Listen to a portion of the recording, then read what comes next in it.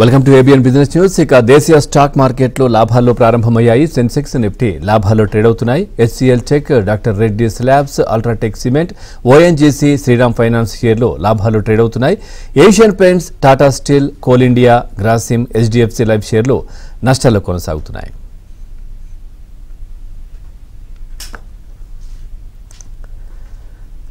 ఇక ప్రెసిడెంట్ సెన్సెక్స్ 80,659 దగ్గర కొనసాగుతోంది. నిఫ్టీ 24,564 దగ్గర కొనసాగుతోంది. ఇక మార్కెట్కి సంబంధించి వారి విశ్లేషణ అందించడానికి senior business analyst, economist VVK Prasad గారు, రాజేంద్ర గారు కూడా లైవ్లో సిద్ధంగా ఉన్నారు. సార్, ఇద్దరికి నమస్తే అండి.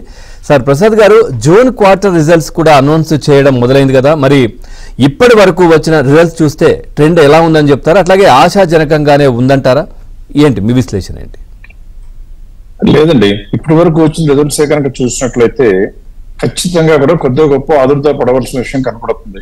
ఫర్ ఎగ్జాంపుల్, మీరే కనుక ఇప్పుడు స్క్రీన్ చూసినట్లయితే మీకు కనపడేది ఏంటంటే, ఆ స్క్రీన్ లో కనబడుతున్నటువంటి 24 కంపెనీలు డిక్లేర్ చేసినాయి. ఇక్కడ నేను ఏం చేశానంటే, చిన్న చితక పెన్నీ స్టాక్స్ అన్ని పక్కన పెట్టేసి కేవలం 1000 కోట్ల కన్నా ఎక్కువ మార్కెట్ క్యాప్ ఉన్న షేర్స్ చూస్తే 24 రిజల్ట్స్ అనౌన్స్ చేస్తే అందులో 15 పెరిగాయి, అంటే 62% పెరిగాయి. కానీ ఆదుర్దా ఎందుకు పడాల్సి వస్తుందంటే, పెరిగిన కంపెనీల్లో ప్రాఫిట్ ఎంత గ్రోత్ వచ్చిందో చూస్తే మీకు స్క్రీన్ మీద కనపడుతున్నట్లుగా కేవలం 2.98% మాత్రమే గ్రోత్ కనపడుతుంది.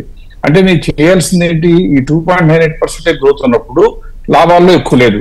కానీ తగ్గిన కంపెనీలు, అంటే దాదాపుగా 9 కంపెనీలు తగ్గాయని చెప్తే వాటిలో వచ్చిన ఫాల్ చూస్తే 16.66%. సో దీని ప్రకారం మనకు అర్థమైంది ఏంటంటే, రిజల్ట్స్ అనుకున్నంత ఆశాజనకంగా అప్బీట్ గా ఉన్నట్టుగా కనపడటం లేదు. ఈ స్మాల్ శాంపుల్ తీసుకుంటే ఇందులో కూడా మంచి వచ్చినాయి అంటే కొంచెం అందరూ అడుగుతూ ఉంటారు మనని. కాబట్టి ఇందులో కూడా ఆల్రెడీ ఒక 5 కంపెనీలు వచ్చినాయి, మంచి కంపెనీలు ఉన్నాయి. అంటే రిజల్ట్స్ బాగుండి ఇంకా రేట్లు తక్కువగా ఉన్నాయి కనపడుతున్నాయి. కాబట్టి అవేంటో మనం తర్వాత చర్చిద్దాం. ప్రస్తుతానికి మాత్రం I'm not very happy with the results being declared. Right, Rajendra గారు నమస్తే అండి. గుడ్ మార్నింగ్ అండి. రైట్, సరే, చూస్తున్నాం ఇప్పటి వరకు వచ్చిన రిజల్ట్స్ పెద్దగా ఆశాజనకంగానైతే కనిపించట్లేదని ప్రసాద్ గారు చెప్తా ఉన్నారు కదా, మరి ఈ సమయంలో నిఫ్టీలో ట్రేడింగ్ చేసే వారికి ఏ రకమైన పొజిషన్స్ తీసుకుంటే బాగుంటుంది, ఏం చెప్తారు సార్? కరెక్ట్ అండి, ప్రసాద్ గారు చెప్పినట్టు రిజల్ట్స్ బాగోపోయినా కూడా market is a discounting animal. So trading పరంగా మనం చూస్తే కనుక మోస్ట్ ఆఫ్ ద థింగ్స్ ఏవైతే మార్కెట్ ఉంటుందో అది ఫ్యాక్టరీ చేస్తాయి. కాబట్టి we have to go with the trend. So all in all మనకి all time highs and new zone లో, అన్చార్టెడ్ జోన్ లో నిఫ్టీ ట్రేడ్ అవుతుంది, అది మనందరూ తెలిసిందే. బట్ ఓన్లీ థింగ్ ఏంటంటే, ఈ టైంలో సపోర్ట్ పాయింట్ అనేది కొద్ది దూరంగా ఉంది. సో 23,992 దగ్గర ఒక మేజర్ సపోర్ట్ ఉంటుంది ఈవెన్ షార్ట్ టర్మ్ లో కూడా. అండ్ కరెంట్లీ 24,540 దగ్గర ట్రేడ్ అవుతున్నాం మనం. సో నా ఉద్దేశంలో బై డిప్ స్ట్రాటజీని అవలంబించాలి. ఎందుకంటే సపోర్ట్ జోన్ కి ఎప్పుడైతే వస్తుందో లాట్ ఆఫ్ ఇన్వెస్టర్స్ వల్ల కొనే ప్రయత్నం చేస్తారు. అండ్ ఇప్పుడు మార్కెట్ లో మనం చాలా మందితో మాట్లాడుతున్నా కూడా ఫోమో ఫీలింగ్ ఉంది. So fear of missing out అన్న ఫ్యాక్టర్ ఒకటి ప్లే చేస్తుంది. కాబట్టి డెఫినెట్లీ బై ఆన్ డిప్స్ కానీ ఉంటుంది. బట్ ఓన్లీ థింగ్ ఏంటంటే, మన కన్సర్న్ ఎప్పుడు వస్తుందంటే కనుక 24,047 ఏదైతే 20-డే మూవింగ్ యావరేజ్ ఉందో దాని కింద డిసైసివ్లీ 2 or 3 days క్లోజ్ అవుతే కనుక ప్రాబ్లీ ఐ థింక్ అక్కడ మనకి ఒక కన్సర్న్ అనేది వస్తుంది. అక్కడి నుంచి ఒక రియాక్షన్ ఉండే ఛాన్సెస్ ఉంది. అదర్వైజ్ 24,000, 24,700 మధ్యలోనే నిఫ్టీ కదలాడే ఛాన్సెస్ ఎక్కువ కనిపిస్తుంది. బట్ బ్యాంక్ నిఫ్టీ చూస్తే కనుక కంపేర్ టు నిఫ్టీ కొద్దిగా బేరిష్ గా ఉంది, ఆర్ మేబీ కొద్దిగా అండర్ పర్ఫార్మెన్స్ అని చెప్పుకోవచ్చు. బేరిష్ అనలేము ఇప్పుడే, ఎందుకంటే బ్యాంక్ నిఫ్టీ కూడా 21,948 ఆర్ మొన్నటి స్వింగ్ లో 21,749 ఏదైతే ఉందో అది ఒక డిమాండ్ జోన్ గా ఉంటుంది. ఆ జోన్ బ్రీచ్ అవుతేనే నెక్స్ట్ లెగ్ ఆఫ్ ఫాల్ వచ్చే ఛాన్స్ ఉంది.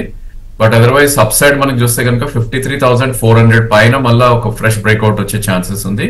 ఈవెన్ బ్యాంక్ నిఫ్టీ కూడా 52,000 నుంచి 54,000 మధ్యలో ట్రేడ్ అయ్యే ఛాన్స్ మనకి ఎక్కువ కనిపిస్తుంది. కాబట్టి బై డిప్స్ తీసుకుంటే మనకి definitely I think one should be a winner అనే చెప్పుకోవచ్చు మనం. అండ్ ఇండివిజువల్ స్టాక్స్ లోకి వెళ్ళినా కూడా probably private banks are doing great ఈ టైంలో. ఫెడరల్ బ్యాంక్ లాంటిది, ఐసిఐసిఐ బ్యాంక్స్ లాంటివి they are doing good. Right, అట్లాగే ప్రసాద్ గారు, అంటే ఆ కంపెనీల్లో రిజల్ట్స్ ని ఆధారంగా చేసుకుని ఎక్కువ రోజులు షేర్ మార్కెట్ లో ప్రైసెస్ బేస్ అవుతాయని మీరు చెప్తా ఉంటారు కదా, మరి ఆ వాదాన్ని సమర్థించేటట్లుగా ఏదైనా మనం సమాచారం ఇవ్వగలమా? చాలా మంది కూడా చూస్తూ ఉంటారు, దీనికి సంబంధించి ఏంటి, ఎట్లా చెప్తారు, ఎట్లా ముందుకు వెళ్ళాలి ఏంటనేది ఏంటి సార్, ఏం చెప్తారు మీరు? ఎప్పుడు కూడా తెలిసిన సైన్స్ ని ఎవరు చెప్పినా కూడా ఒకటే సూత్రం వర్తించాలి. అదే సైన్స్ అంటే. ఎక్కువ మంది ఏంటంటే ఇన్వెస్ట్మెంట్ అంటే ఏదో ఆర్ట్ అనుకుని మన ఒక్కడికే తెలిసిన లేకపోతే నా ఒక్కడికే తెలిసిన భావించడం, విర్రవేగటం, అది ఎట్టి పరిస్థితిలో కూడా సమర్థనీయం కాదు. మనం చెప్పే వాదనకి అంటే ఏ కంపెనీలో రిజల్ట్స్ బాగుంటాయో వాటి తర్వాత రేట్లు పెరుగుతాయో లేదో చూడటానికి వీలుగా ఇప్పుడు నేను మీకు స్క్రీన్ షేర్ చేస్తాను. ఈ స్క్రీన్ నే కనుక మీరు ఒకసారి చూసినట్లయితే ఇందులో రకరకాల ఇండస్ట్రీస్ గురించి లాస్ట్ టైం అంటే 2024 మార్చ్ లో రిజల్ట్స్ వచ్చినప్పుడు వాటికి ఉన్న మార్కెట్ క్యాప్ ఎంత, దానికి మనం ఎక్స్పెక్ట్ చేసే మార్కెట్ క్యాప్ ఎంత అని 5,000 కోట్ల కన్నా ఎక్కువ ఉన్నటువంటి కంపెనీలని ఆ ఇండస్ట్రీస్ పరంగా యాడ్ చేసి రెండు ప్రొవిజన్ చేయడం జరిగింది. ఫర్ ఎగ్జాంపుల్ డిఫెన్సే కనుక మీరు చూసినట్లయితే రిజల్ట్స్ వచ్చే నాటికి ఉన్నటువంటి కంపెనీల మార్కెట్ క్యాప్ 6,43,000 crores అయితే దానికి రిజల్ట్స్ బాగున్నాయి కాబట్టి ఎక్స్పెక్ట్ చేసిన మార్కెట్ క్యాప్ 11,44,000 crores, అంటే 78% ఛాన్స్ ఉంది అనుకున్నాం. ఇప్పుడు అందరి మైండ్ లో వచ్చే డౌట్ ఏంటి, ఇప్పుడు వచ్చిన డౌటే అప్పుడు కూడా వచ్చింది, అంత పెరుగుతానే ఛాన్స్ ఉందా అన్నారు. 78% గ్యాప్ ఉందనుకుంటే ఇప్పుడు ఎంతకు వచ్చిందండి మార్కెట్ క్యాప్ 11,25,800, అంటే ఇప్పుడు ఎంత ఉంది గ్యాప్ కేవలం 1.63. నిజంగా చెప్పాలంటే రైట్ హ్యాండ్ సైడ్ కార్నర్ లో గ్రీన్ కలర్ లో హైలైట్ చేసి చూస్తే రిజల్ట్స్ వచ్చిన దగ్గర నుంచి 76% పెరిగాయి. అంటే మనం 78% పెరుగుదని అనుకుంటే 76 అన్ని సార్లు కరెక్ట్ అవుతామని చెప్పక్కర్లేదు, కానీ అవకాశాలు మాత్రం బాగా ఎక్కువ ఉంటాయి, ధైర్యంగా ఉంటాం మనం. అలాగే డొమెస్టిక్ అప్లయన్సెస్ లో చూస్తే రిజల్ట్స్ వచ్చిన టైంలో 6 కంపెనీలకు కలిపి 60% స్కోప్ ఉంటుంది అనుకుంటే అవి అంత పెరగలేదు, డిఫెన్స్ లాగా కేవలం 38% పెరిగాయి. కాబట్టి ఇంకో 21% ఇంకా స్కోప్ ఉన్నట్టుగా కనపడుతుంది. అలాగే ఎలక్ట్రానిక్స్, ఆటో యాన్సిలరీస్ కూడా చూస్తే 48% మనం పెరుగుతుంది అనుకుంటే ఆల్రెడీ ఎంత పెరిగిందండి 39%. దానిపైన ఎలక్ట్రానిక్స్ అయితే మనం 52% పెరుగుద్ది అనుకుంటే అంతా పెరిగిపోయి ఆల్రెడీ 52.65 పెరిగిపోయింది, అంటే ఇంకేం స్కోప్ ఉన్నట్టు కనపట్లేదు. ఇక్కడే మీ అందరికీ అంచనా ఉండవలసింది ఏంటంటే మనం అనుకున్న కంపెనీలు అనుకున్న రేట్లు వస్తే కూడా అమ్ముకోవడానికి జంకుతూ ఇంకా పెరిగిపోతుందని భయపడుతుంటే దానికి అర్థం ఉండదు. భయంతో వచ్చే ఆందోళనతో మీకు వచ్చే లాభాలు పోతాయి తప్పితే అనుకోని లాభాలు వచ్చి ఒళ్ళో పట్టడం అనేది జనరల్ గా అవకాశం తక్కువ, ఎక్కడన్నా ఒకసారి జరగచ్చు. అందువలన ఈ రిజల్ట్స్ ఆధారంగా చేసుకుంటే ఖచ్చితంగా పెరుగుతాయి నమ్మకంగా చెప్పడానికి మనకి ఈ సాక్ష్యం కనబడుతుంది అనమాట. ఇప్పుడు అందరూ అడిగేది ఏంటంటే ఇలా ఉంది కదండి ఇప్పుడు కూడా ఉన్నాయంటారు. ఇప్పుడే ఒకసారి నిఫ్టీలో బ్యాంకింగ్ గురించి కూడా ఒకసారి కొద్దిగా మాట్లాడొచ్చు మనం, లేకపోతే తర్వాత మాట్లాడదాం. ప్రస్తుతానికి ఇండస్ట్రీలో చూస్తే మాత్రం ఇలా అన్ని ఇండస్ట్రీస్ పెరిగాయి. ఆఖరిలో ఉన్న బ్యాంకింగ్ గురించి నేను చెప్పదలుచుకుంది ఏంటంటే రిజల్ట్స్ వచ్చినప్పుడు 46 crores ఉంటే 46 lakh crores ఉంటే మార్కెట్ క్యాప్ 64 అవుతుందని మనం ఆశిస్తే 37% పెరుగుద్ది అనుకుంటే కేవలం 11% పెరిగింది. అందువల్ల బ్యాంకింగ్ సెక్టర్ లో మాత్రం ఇంకా కొద్దిగా స్కోప్ ఉందనొచ్చు. అన్నింటి నుంచి ఇది తిరుగులేని సాక్ష్యం. రిజల్ట్స్ వస్తే బాగుంటే నెక్స్ట్ 3 months లో రేట్లు పెరగడానికి అవకాశం ఎక్కువ ఉంటుంది అనుకుంటే జరుగుతుంది అని ఇంతకన్నా నెంబర్లు ఎవరో ఎక్కువ ఇవ్వలేకపోవచ్చు. అట్లాగే రాజేంద్ర గారు, ఇప్పుడు వస్తున్న రిజల్ట్స్ చూస్తా ఉన్నాం సార్, అంటే సాఫ్ట్వేర్ ఇండస్ట్రీలో కొద్దిగా మెరుగైన ఫలితాలు అయితే కనిపిస్తా ఉన్నాయని, ఇండస్ట్రీలో ఇంకా పెరగడం ఛాన్స్ ఉందని కూడా కనబడుతోంది పూర్తిగా అవి చూస్తూ ఉంటే. ఈ సమయంలో మీరు సాఫ్ట్వేర్ ఇండస్ట్రీలో ఏ కంపెనీలు సజెస్ట్ చేస్తారు, ఏం చెప్తారు మీరు? నిఫ్టీ ఐటీ ఇండెక్స్ మనం చూస్తే అండి ప్రాబ్లీ ఇది ఆల్ టైమ్ హై 2022 లో ఏదైతే హిట్ అయిందో 39,446. So already we are there. So almost all time high hit అయింది కాబట్టి మేబీ ఇక్కడ నుంచి కొద్దిగా అవుట్ పర్ఫార్మెన్స్ ఉండే ఛాన్సెస్ ఉంటుంది. సో ఫ్రంట్ లైన్ లో మనం చూసుకుంటే కనుక TCS of course market leader and almost near to the new high రావటం చూస్తున్నాం కాబట్టి that should be bought in అని చెప్పుకోవచ్చు. బట్ ఓన్లీ థింగ్ ఏంటంటే ఇక్కడ నుంచి 10-15% పైకి పెరుగుతున్నప్పటికీ 6-7% మళ్ళీ కరెక్ట్ అయ్యే ఛాన్సెస్ ఉంటుంది. ఎందుకంటే మనం ఫిబ్రవరిలో కూడా చూసాం నిఫ్టీ ఐటీ మనం చూస్తే కనుక 5 to 7% with in 3 months correct అయింది. సో అలాంటి కరెక్షన్స్ వచ్చినప్పుడు ఎస్ఐపి మోడ్ లో they should try to buy. And next mid cap లో కొద్దిగా రిస్క్ తీసుకునే ట్రేడర్స్ ఎవరైతే ఉంటారో probably KPIT is one stock which we can watch. ఎందుకంటే ఈ stock new all time high hit అవటం చూసాం మనం. 1764 అనేది ఫిబ్రవరిలో రావటం చూసాం అండ్ ఇప్పుడు మనకి 1900 పైన ట్రేడ్ అవుతుంది. ఇన్ఫాక్ట్ లాస్ట్ వీకే ఇది ఇన్ఫాక్ట్ ఫ్రైడే రోజే ఒక బిగ్ ప్రైస్ వాల్యూమ్ బ్రేక్అవుట్ రావటం చూసాం. సో కొద్దిగా రిస్కీ టేకర్స్ ఎవరైతే ఉంటారో కేపీఐటీని కూడా చూస్ చేసుకుని అప్ టు 1700 వరకు కొనే ప్రయత్నం చేయొచ్చు. అండ్ అన్చార్టెడ్ జోన్ లోకి వెళ్ళింది కాబట్టి ఈ స్టాక్ కూడా probably 22-2300 in the next 6 months to 1 year up side వెళ్ళే ఛాన్సెస్ మనకు కనిపిస్తుంది. రైట్. అట్లాగే ప్రసాద్ గారు, అంటే నిఫ్టీ ఇండెక్స్ లో బ్యాంకింగ్ అండ్ ఫైనాన్స్ స్టార్ట్ యొక్క వెయిట్ దాదాపు 3 అంతులు ఉంటుందని మనకు ఆల్రెడీ తెలుసు. ఆ రంగంలో ఉన్న అవకాశాలను మీరు ఎలా చూస్తారు, ఏం చెప్తారు? ఇప్పుడు కూడా ఒకటేనండి, బ్యాంకింగ్ సెక్టర్ లో రిజల్ట్స్ మిగతా ఇండస్ట్రీలు వచ్చినంత ఫాస్ట్ గా అనౌన్స్ చేయరు, ఎందుకంటే వాళ్ళ కన్సల్టేషన్ టైం పడుతుంది. అందువలన ఇప్పటి వరకు రిజల్ట్స్ వచ్చాయంటే పెద్దగా కంపెనీలు బ్యాంకింగ్ లో నుంచి ఇండస్ట్రీలో రిజల్ట్స్ రాలేదు. కాబట్టి మనం ఇవాళ మాట్లాడేటువంటి దానికి బేసిస్ ఏమవుతుంది, 24 March లో ఉన్న రిజల్ట్స్ ఆధారం చేసుకుని ఎంతవరకు ఆశించవచ్చు, ఎంతవరకు చేరాయి, ఇంకా ఎంత స్కోప్ ఉందని చూసుకున్నట్లయితే ప్రజలకి కొద్దిగా గొప్ప ఇన్ఫర్మేషన్ ఇచ్చినట్టుగా అవుతుంది. ఇప్పుడు స్క్రీన్ మీద కనుక మీరు ఒకసారి చూసినట్లయితే బ్యాంకింగ్ సెక్టర్ ఆ లిస్ట్ లో బాటమ్ లో వేయటం జరిగింది. ఆ బ్యాంకింగ్ కనుక చూసినట్లయితే మనం ఇంతకు ముందు నేను చెప్పినట్లుగా 64 లక్షల కోట్ల వరకు చేరుతుందని మనం ఆశించడం మనం చేయగలం, రేట్లు పెంచడం మనం చేయలేం. అందువల్ల అలా ఆశించినా కానీ మిగతా సెక్టర్లు డిఫెన్స్, రైల్వేస్ లో వచ్చినటువంటి హుషారు వీటిలో రాకపోవడంతో పెద్దగా పెరగక మనం అంత అనుకున్నా కానీ 46 లక్షల కోట్ల నుంచి కేవలం 50 లక్షల కోట్లకే చేరింది, అంటే కొద్దిగానే పెరిగింది.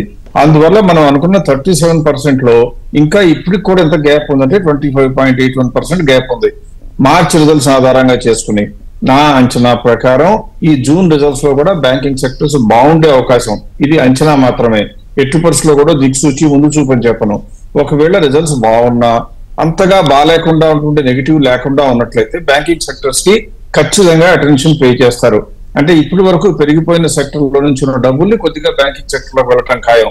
అందువల్ల ఇప్పుడు మీరు మంచి కంపెనీలు రేట్లు పెరిగిపోయి డిఫెన్స్, రైల్వేస్, ఎలక్ట్రానిక్స్ ఇటువంటి చెప్పాం కాబట్టి అందులో అమ్మేస్తే క్యాష్ ఏం చేయాలి అంటే మీరు ఖచ్చితంగా బ్యాంకింగ్ వైపు చుట్టం ఒక ఆలోచన, ప్రొవైడెడ్ మీకు ఆల్రెడీ ఎక్కువ ఎక్స్పోజర్ లేకపోతే.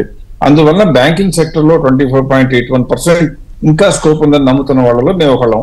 అందువల్ల బ్యాంకింగ్ సెక్టర్ లో కనుక రాజేంద్ర గారు కొన్ని స్టాక్స్ చెప్తే ప్రాబబ్లీ మన ఇన్వెస్టర్స్ కి నెక్స్ట్ 3 months లో మంచి అవకాశాలు వస్తాయని నమ్ముతున్నాను. అవును, ఏం చెప్తారు రాజేంద్ర గారు? అంటే బ్యాంకుల కోసం ప్రత్యేకంగా బ్యాంక్ నిఫ్టీ ఇండెక్స్ ఉంది కాబట్టి ఆ ఇండెక్స్ లో ఉన్న షేర్లలో కానీ లేక ఆ ఇండెక్స్ లో కానీ పొజిషన్స్ ఏదైనా తీసుకోవడానికి పరిస్థితి ఉందా? ప్రజెంట్ ఎట్లా ఉంది? డెఫినెట్లీ ఉందండి. ఎస్పెషల్లీ ప్రైవేట్ బ్యాంకింగ్స్ లో ఒక మంచి ఆపర్చునిటీ కనిపిస్తుంది. ఇప్పుడు అన్నట్టు బ్యాంక్ నిఫ్టీ కొద్దిగా అండర్ పర్ఫార్మ్ చేస్తున్నప్పటికీ మనందరికి తెలిసింది HDFC బ్యాంక్ ఆల్మోస్ట్ 30% వెయిటేజ్ ఉంది. సో ఈ స్టాక్ లాస్ట్ 10 days లోనే 1794 నుంచి 1620 దాకా కరెక్ట్ అవటం చేశాం. సో మేబీ ఇది ఒక రీజన్ కావచ్చు బ్యాంక్ నిఫ్టీ అండర్ పర్ఫార్మెన్స్ కి, బట్ దానిలోనే మంచి ఆపర్చునిటీ ఈ స్టేజ్ లో ఉందని చెప్పొచ్చు. సో మనం ఏంటంటే 2 ఆప్షన్స్ చూడాలండి. వన్ ఈజ్ స్టాక్ ఏదైతే పడి సపోర్ట్ పాయింట్ దగ్గరకు వస్తుందో అది కొంటాం, that's a good idea. So HDFC bank ఇప్పుడు మనం సపోర్ట్ పాయింట్ కి వెళ్ళి చూస్తే కనుక 200-day మూవింగ్ యావరేజ్ 1551 ఉంది. సో ఇక్కడ నుంచి 60-70 రూపీస్ దగ్గర ఒక మేజర్ సపోర్ట్ ఉంది. అండ్ ఆ ప్రైస్ వచ్చినప్పుడు lot of institutions and HNIs కొనే ప్రయత్నం చేస్తారు. సో ఈ స్టాక్ ని డెఫినెట్లీ ఐ థింక్ స్లోగా అక్యుములేట్ చేసుకోవాలి. ఇంకో ఆప్షన్ ఏంటంటే బ్రేక్అవుట్ చార్ట్స్ చూడాలి. So one of the best performing stock ఇప్పుడు ప్రైవేట్ బ్యాంక్స్ లో మనం చూస్తే కనుక ఫెడరల్ బ్యాంక్. సో ఈ స్టాక్ మనకి లాస్ట్ 1.5 month లోనే 148 నుంచి 194 దాకా పెరగటం చేసాం. సో ఇలాంటి స్టాక్స్ ని కూడా టిప్స్ వచ్చినప్పుడు వెయిట్ చేసి కొంటే ఇట్స్ ఎ గుడ్ ఐడియా అని నా ఉద్దేశం. సో 189 అనేది ఒక కీ సపోర్ట్ ఉంటుంది, ఒక 6 రూపీస్ కింద ఈ స్టేజ్ నుంచి. And 182 is 20-day moving average. So short term players అంతా అక్కడ కొనే ప్రయత్నం చేస్తారు కాబట్టి ఫర్ ది నెక్స్ట్ క్వార్టర్ కి ఈ 2 స్టాక్స్ ని డిప్స్ లో కొనే ప్రయత్నం చేయొచ్చు. ఇన్ఫాక్ట్ HDFC బ్యాంక్ ఒక 20% ఆఫ్ ద క్వాంటిటీ అంటే 1000 shares అనుకుంటే కనుక ఓ 200 shares ఇక్కడే one should try to invest. And 1550 వచ్చేసరికి 100% ఇన్వెస్ట్ చేసి HDFC బ్యాంక్ లో you can be very safe అనమాట. Right, thank you very much Rajendra గారు. ప్రసాద్ గారు థ్యాంక్ యూ అండి, చాలా చక్కటి విశ్లేషణ అందించారు మార్కెట్కి సంబంధించి. Thank you very much. Right, present చూస్తే సెన్సెక్స్ 80,668, నిఫ్టీ 24,549 దగ్గర కొనసాగుతున్న పరిస్థితి. ఇది వాళ్ళ ABN బిజినెస్ న్యూస్. తాజా సమాచారం కోసం చూస్తూనే ఉండండి ABN.